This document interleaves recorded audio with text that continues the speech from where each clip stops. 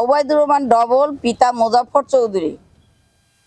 সে গায়ের জোরে বিভিন্ন সন্ত্রাসী মূলে আমাদের অলরেডি 2টা পুকুর সে 3 বছর ধরে দখল করে আছে, যার মূল্য 2 লক্ষর বেশি। এবং এর কারণে আমরা আরেকটা পুকুর 50,000 টাকা লিজ দিতে পারি, সেটাও পারতেছি না। তাহলে কত হলো? 2.5 লাখ, 2.5 লাখ, 2.5 লাখ, কত হয়ে যাচ্ছে? এই টাকাটা আমাদের লস করবে।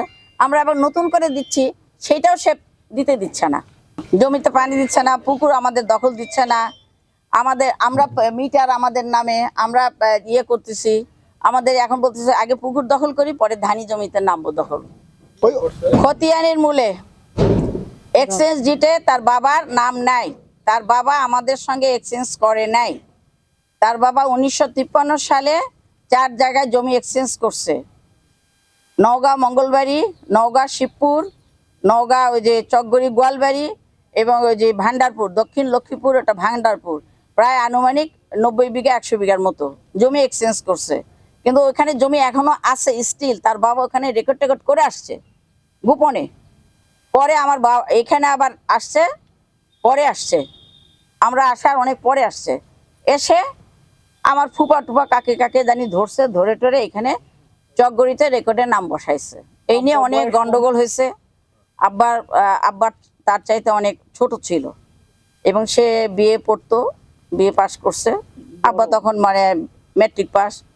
আব্বার সঙ্গে অনেক গন্ডগোল হয়েছে এই নিয়ে, অনেক আমি শুনছি যে চকগড়িতে মারামারির মতো হয়ে গেছে। পরে 81 সালে অপঘাতে আব্বাকে, এগুলির কারণে পুকুর বাড়ি দরজা টরজা আমরা নিরাপত্তা চাই। আমরা দরজা লাগাবো, আমাদের যে টিন খুলে রাখছে ওগুলা টিন লাগাবো, আমাদের ঘরে আমরা নিরাপত্তা চাই। আমার আব্বার হলো 112 বিঘা, আমি এক ছেলে, আমার বন্ধুটা। আর চাচার হলো বড় পক্ষের 7 মেয়ে, আর ছোট পক্ষের 4 মেয়ে 2 ছেলে।